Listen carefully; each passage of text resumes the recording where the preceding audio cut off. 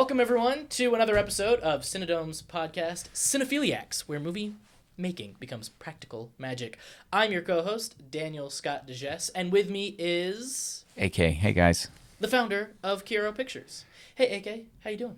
I'm doing great. Good to be here again for round two. Round two, everybody. Hey, we have a really cool guest on today. We do. Do you want to know who it is? Yes. Everyone, please bring your attention to the other side of the room. This person has written, directed, and produced 2 short films. He actually has recently joined the union, so congrats on that. And he's got financial stability in the Florida film industry, which, for those of you also in the Florida film industry, know that that's a pretty high regard. It's the Jerome Bowers, everybody. Round of applause.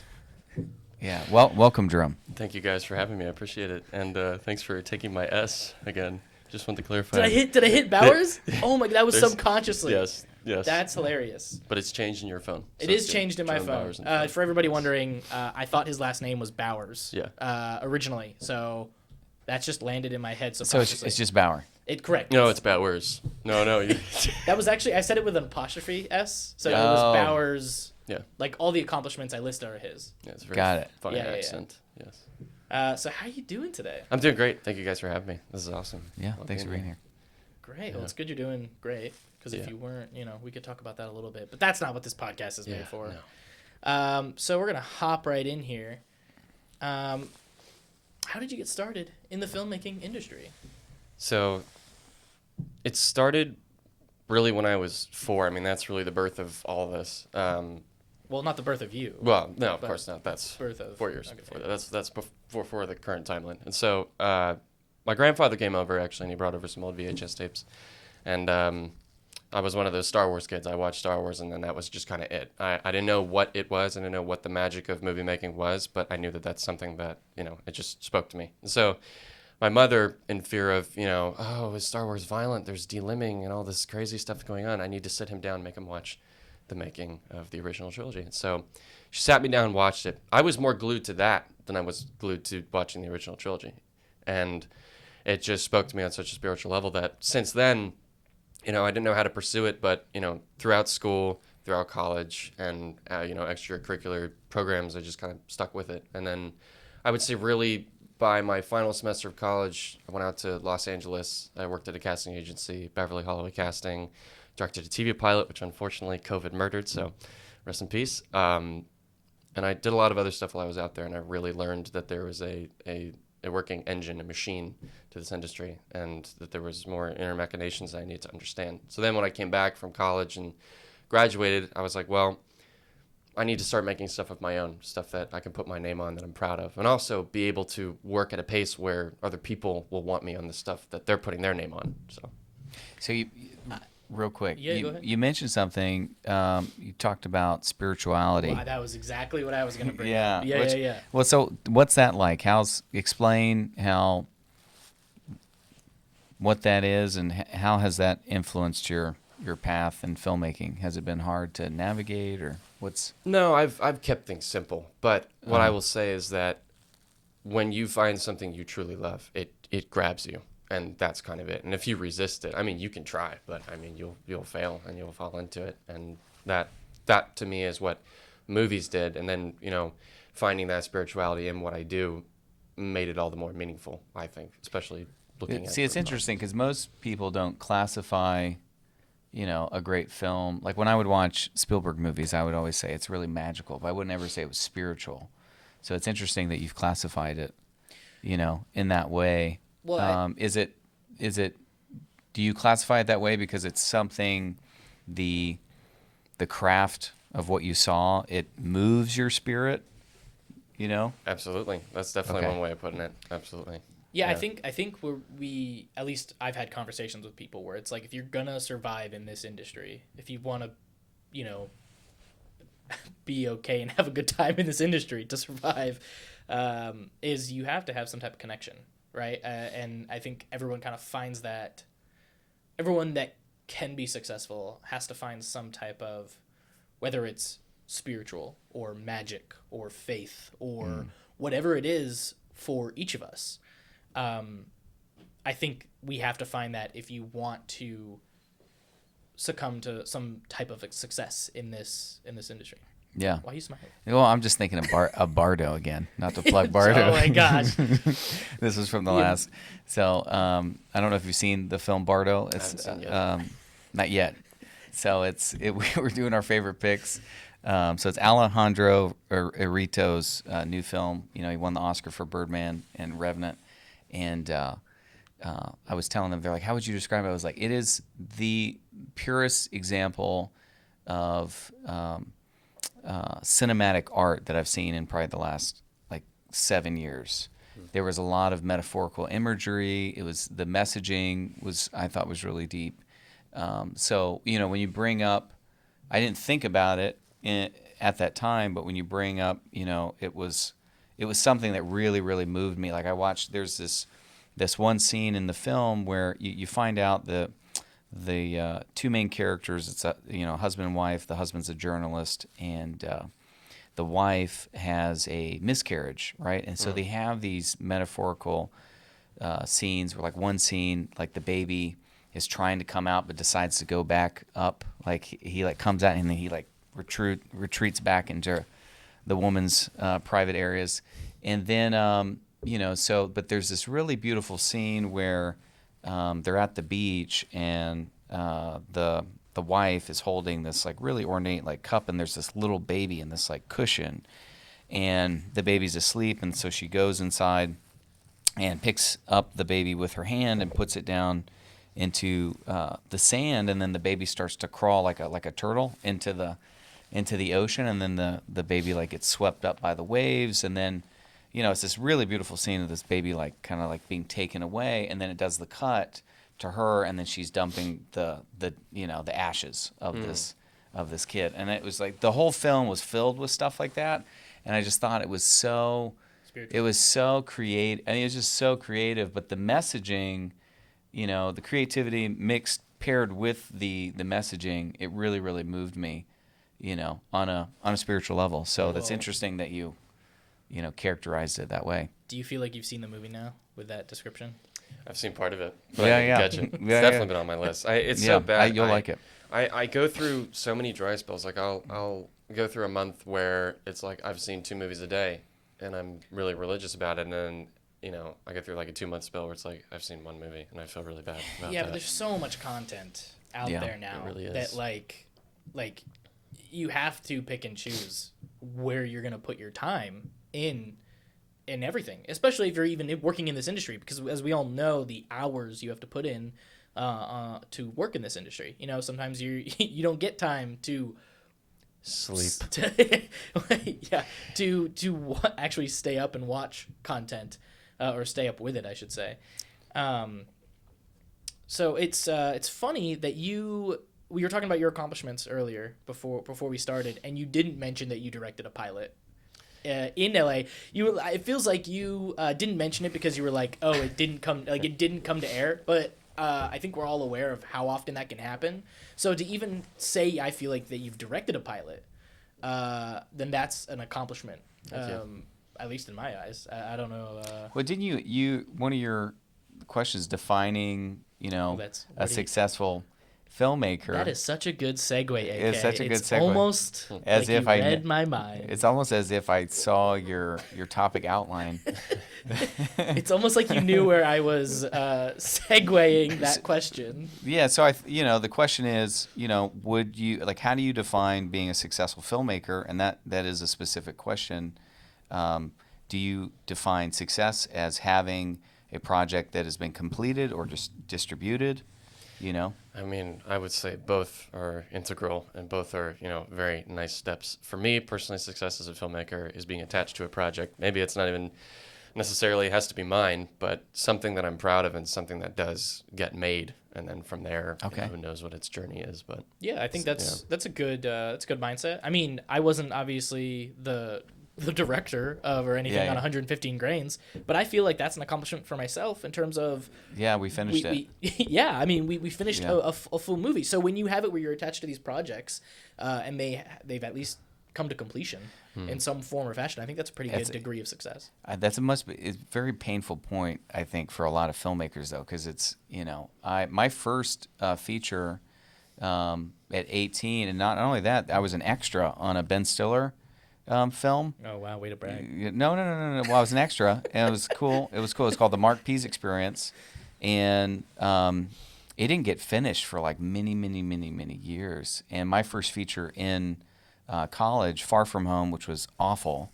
It was horrible. It was a horrible. Wait, Far From Home? It was called Far From Home. Are you telling me Spider-Man 3 stole IP related content? Yeah, so it was called Far From Home. They probably did. No, it was, they saw your really crappy short.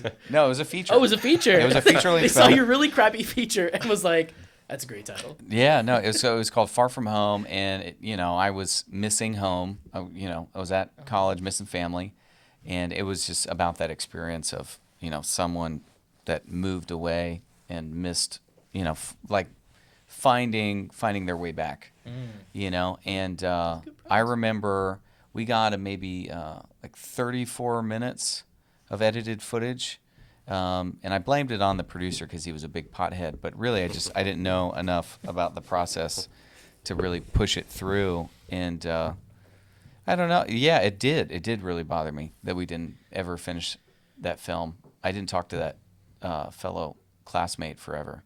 Does it still bother you? Yeah, it still bothers me. Yeah. Presently, AK is still bothered by Far From Home. Far from complete. That's what it should have been. That's what it should have been named.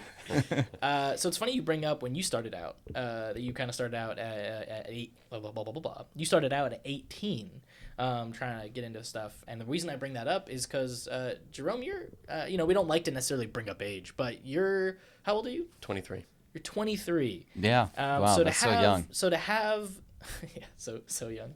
So to have that stuff under your belt, the things we talked about, the pilot, which you didn't even mention, but to be finding success in this industry at 23, I think, especially with stuff you want to be doing, it's not like you're just PAing, production assistant all the time on this stuff, and you could be successful in that, but you're actually trying to find success and finding success in the jobs you want to do. And the reason I bring that up is because obviously one of the things you talked about is that you've written, directed, and produced 2 short films, which I think is a pretty good accomplishment at the age you're at. Thank you. I haven't even done that. Well, actually, technically. Sorry, not to boast myself. I actually have directed and produced and written 2 short films. Definitely not as good as his. Yeah, That's kind. That's kind of you. So let's dive into you had brought up the new short film you just finished. So talk about that. So In Your Name, it's the the title. Yes, it's not. We're not like praying here. Yeah, that's true.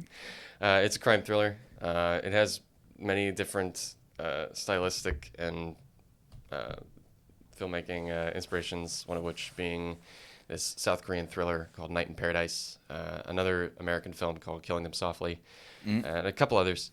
I was really drawn to the idea of making a movie about hitmen and making just kind of what they do mundane almost, and just almost like for them it's just the job. It's just like as if you were bagging groceries. It's just another Tuesday.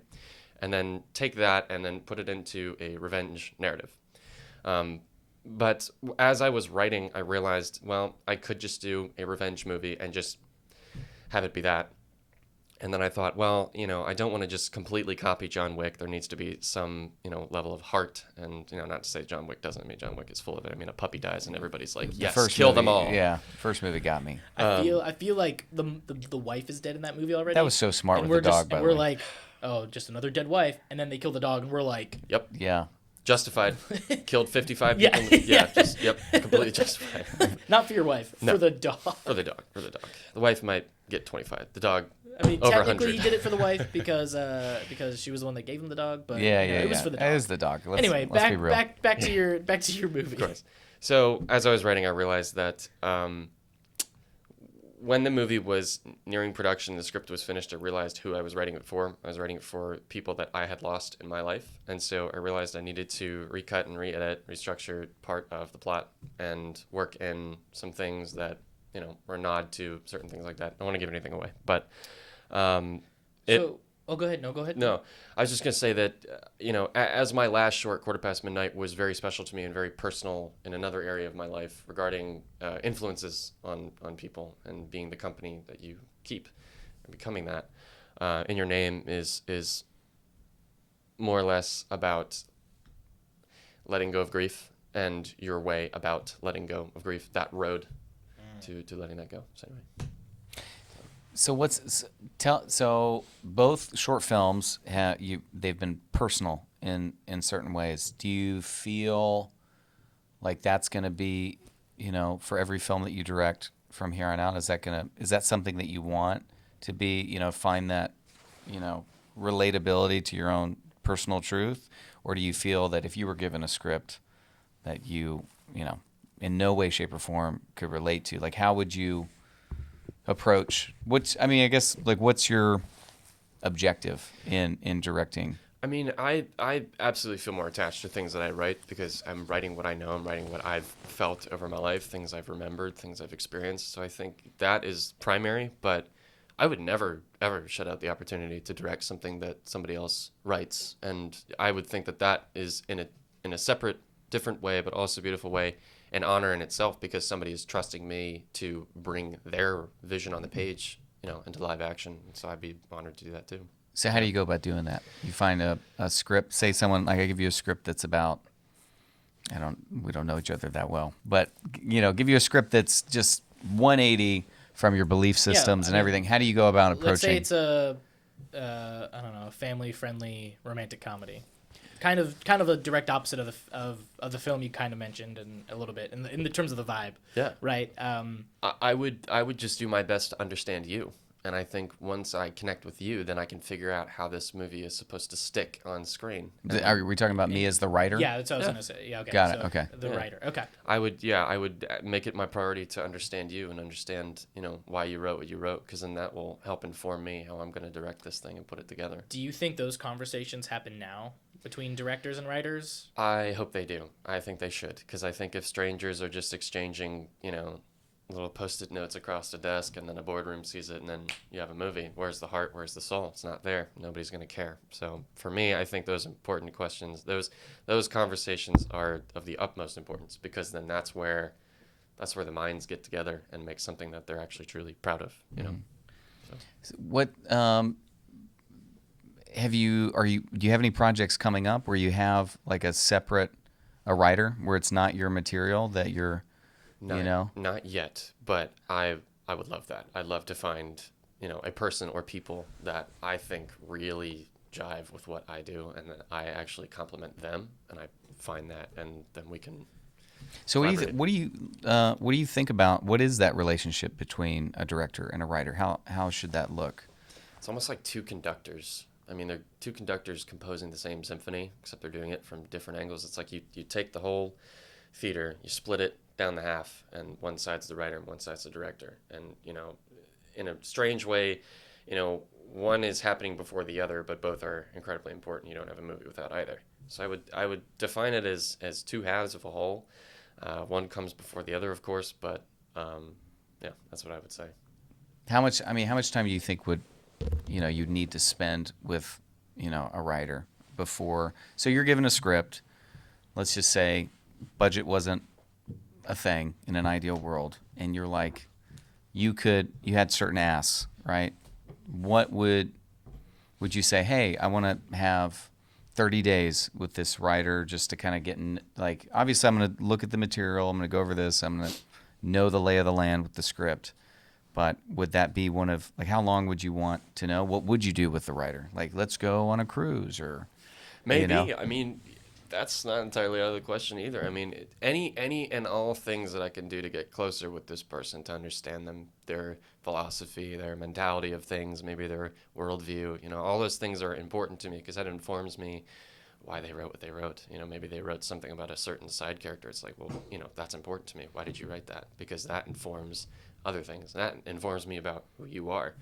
And, I want to be able to do the same thing. I want my cards on the table for them to see. So any and all activities. I mean, if it's going to the bar, getting dinner, going on a picnic, I don't know. Mm-hmm. Things like that is important to me. Yeah, I feel like we don't hear about the revelations of story building coming from a picnic. So I think that really should. Yeah. Where do you think the line I looked is at you when I said that, between the creative responsibility that a director has and the writer, right? So like, obviously you understand the script, you now know the writer, but how much of your own creative freedom do you want to take with the writing? Because it may not always be exactly the way that they envision. I mean, it's never going to be the whatever movie you think you're going to make, it's going to be within a certain flavor of that. But a movie gets made 3 different times, right? Like one movie is made 3 different ways, right? You have the way the writer is writing it, then you have the director, right, come in, and then really in post-production, whether it's the editor, it's made again, right, how the editor kind of, you hope the director gets final say on that, but the editor obviously is interpreting it in its own way too. So like where do you see the line? Are you just, if you're working with a writer and they're like, this is what I want, do you, like, where do you step in and say, I think that this would be a stronger moment, or can we shift? Do you parlay to them to make that decision out of respect because it's their story, or do you say, look, dude, I'm the director? I mean, I would never come so heavy-handed. I think there's negotiation, and if like negotiation's off the table, then maybe that's just one of those circumstances where it's like best not to. But I mean, in an ideal world, I would say there has to be some give and take. The writer has to understand what it costs to make what they've written. The director has to understand how to interpret that to the screen and bring it all together, and then there's got to be a nice back and forth. I think there should. I mean, for me, I would that would be what I desire. I would desire some give and take, and for the writer to understand, hey, listen, you've written this, and that's going to cost way more, or that's just or I don't know if that fits how I'm going to stitch this together. Yeah, I think it's at least for me, I think it's always great when you have a director come in, and especially if it's this relationship with the writer, right? And it's coming in, it's like, I want to know your ideas, right? And you're talking about this conversation with the writer, but then obviously the writer knows that they're at this point handing it off to the director, so the director will take your idea, but the writer has to also understand that the director will say no if he wants. You know what I mean? Like, because it's now in the director's hands. That's the way I think about it, right? And that goes to anyone, like, cool, I like your idea, but I don't want to use that. Yeah. What I always find is interesting is, writing scripts is, you've written scripts. It's really creatively, I think it is the most freeing role in any position, right? You can take your imagination anywhere, right? And there are no restraints. And a lot of professional screenwriters, they're not professional producers, and so they're not always thinking from. And that's why you're hiring these line producers to try and figure out, like, holy fuck, how do we shoot? Like, how much is this? This is a great script, but how are we going to do this? And so what's always been interesting to me is, screenwriters don't get paid a whole lot of money at all. I mean, comparatively to the filmmaker, so it's like you have the word, and then you have the person that really, brings that to life. And so, when I always equate, like, value, like, who has more value in a story, the person that wrote it or the person that made this, brought it to the film medium? I don't know. I always kind of follow the paycheck, and it's I don't know. It's a screenwriters get offended, but it's much easier, I think, to bust out script after script after script than it is to go out and make a movie. That's why so many of us filmmakers, a lot of times we have so many scripts laying around, and we're out shopping them, trying to raise financing, because it's so hard, to get that film made. And the people that have the ability, the knowledge, and the know-how, the connections to source the financing, find the crew, the filmmakers, I think that is, I think it's in a whole nother realm of difficulty. Not to say that crafting a great story isn't hard, but if that was the case, why would so many mediocre films be made? Well, yeah, but also, if that was the case, we would see the conversion from script to film would happen a lot more. Yeah. So, What do you think? You're looking. What do I think? Yeah. I think That's just my thoughts. No, I agree with the majority of those thoughts. I think it's really hard because, yes, without the story you have nothing. So, in that sense, what a writer does is sacred. But at the same time, they're just going to be white pages. They're just going to be white pages unless a team of people, collaborative team, bring it together and shop it around, and also anticipate markets and trends and what people want to see. Yeah, well, you have. I've had those conversations with my go-to screenwriter, Adam Thied, and we've written these certain scenes where he's like, "This is really important to the story." I was like, "Dude, not gonna happen. It's not gonna. We can't do it. Like, I don't have the money to do it. Like, I don't have the." But that conversation's at least happening. Yeah, you know what I mean. Yeah, like I mean, you gotta that conversation of like. I totally agree. You need to have. I mean, you know how much time someone puts into these stories, and like I said, screenwriters are not getting paid a whole lot of money. I learned this was at Sunscreen Film Festival a handful of years ago from Scott Goldberg, who is an entertainment attorney, and he was going over different things. The screenwriter typically will make 1% to 3% of the movie's budget, for the script. Yeah, if anyone didn't know that. And that's on like major budgeted things. So for most projects, the screenwriter is not making he's not making anything, and they've spent so many hours with so many rewrites and drafts and whatnot, where they really want to be involved and have a say. And then you have the producers on one side that are they're fighting and doing all God knows what to seduce people out of their money. So it's tough. But I think the more that you can communicate with the writer, have that relationship, you'll be, it'll garner a better, reputation within the screenwriting community, where they're like, he's not going to just change everything. So. I agree with that. Yeah. So I wanna move on. Yeah. Hit a couple more things. Let me just see. You've got 2 minutes. What? You got 2 minutes. 2 minutes. That's ahead. Yeah, 100%. I see this time. Yeah, I just okay. wanna know how Yeah, go that on for your time. Thanks. Start the countdown. Dan, No pressure. Dan, do your job. Which I am. So I just want to jump back to In Your Name. Obviously, this was your second film. What was something that you kind of found difficult about it as your second, or not necessarily difficult, but like something that stood out that maybe it challenged you or made it unique experience as your second time, doing this thing? So for short, anyway. Of course.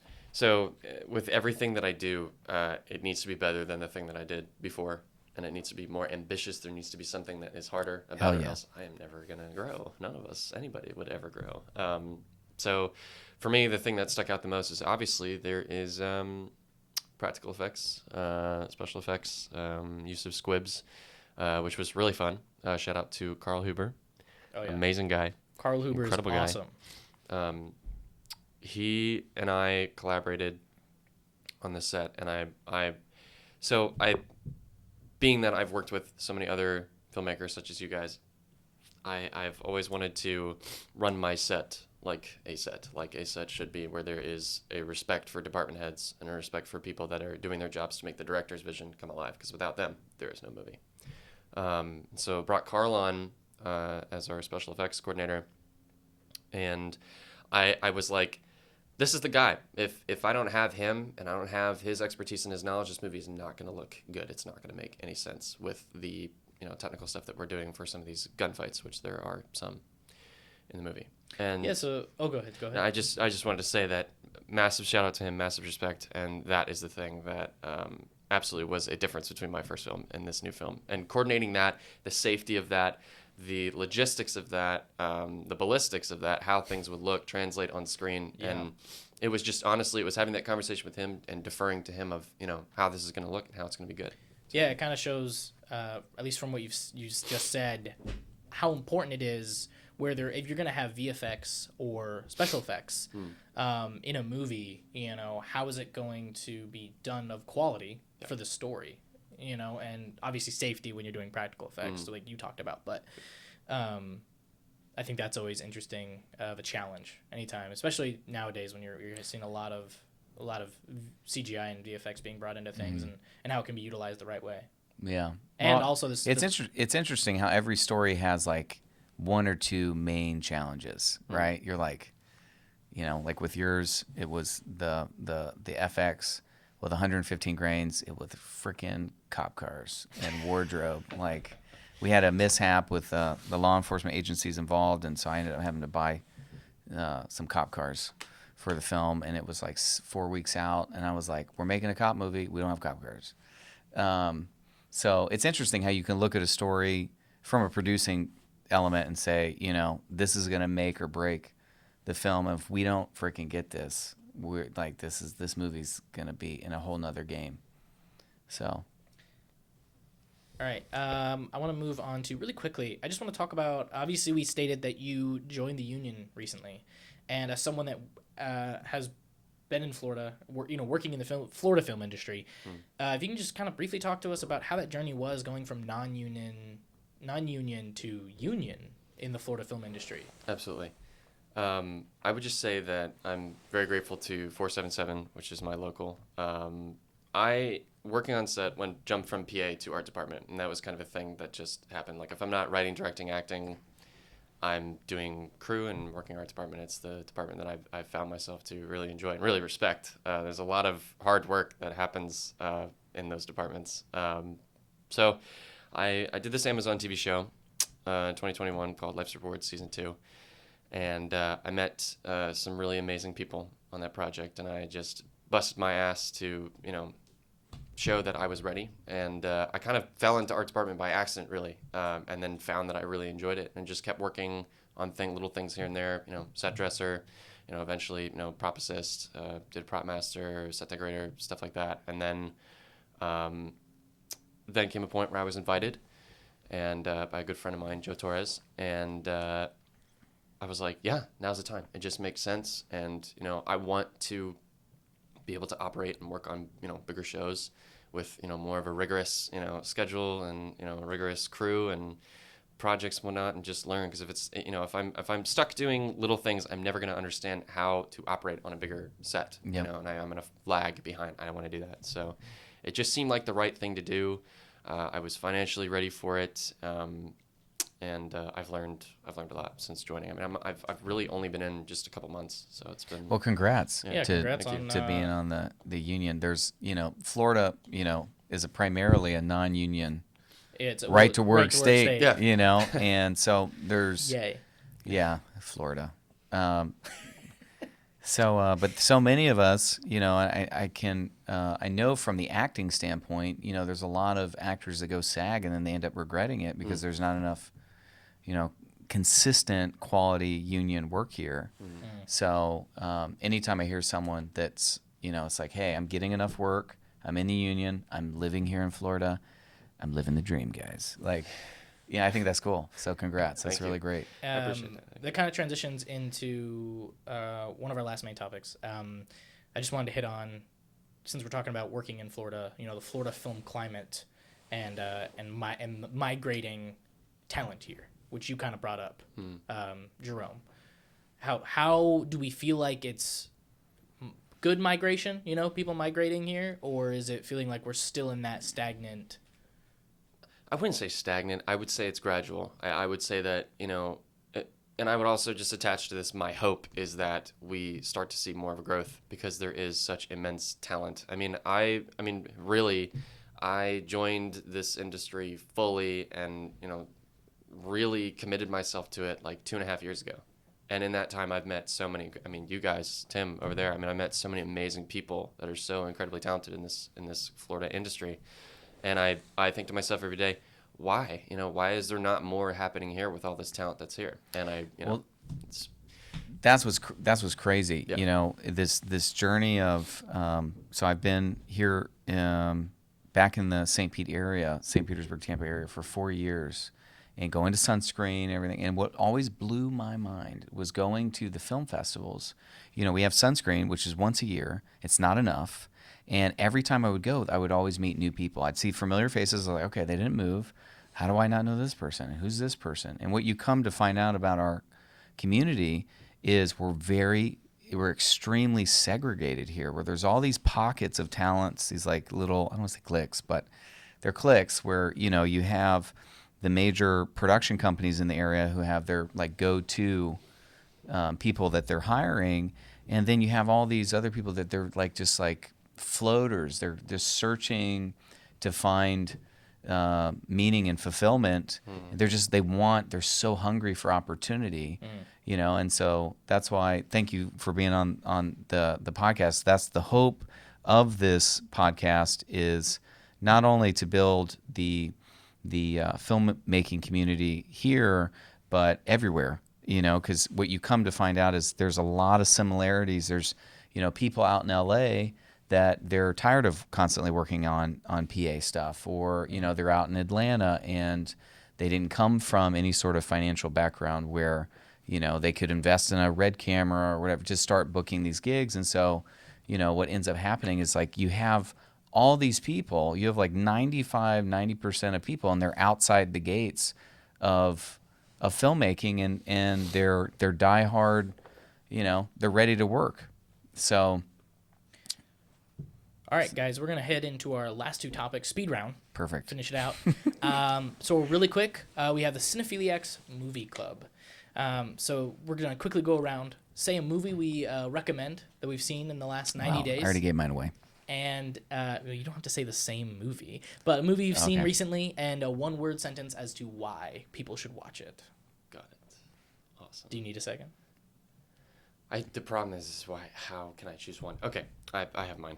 Okay. Hey, I picked Puss in Boots in the last episode, so that's iconic. I think you can. Puss in Boots: The Last Wish. All right, I'm just saying that because the sequel's better than the first one. Anyway, go ahead. You can top that. I would say The Fablemans. Please go see it. Yeah. That's great. It is, if you love movies, if you love making magic, go watch it. It is looking into the past of one of the greatest ever, and his journey, finding his place in it as a young man. So, and I think regardless of who you are, where you come from, I think everybody should probably watch that movie. Yeah, so we'll just count that as a really long run-on sentence. Sorry. Yeah. But speaking of which, any filmmaker that doesn't go see Fableman, it's upsetting to me. It really bothers me as a filmmaker. Like, you might be upset with me. Yeah, I know.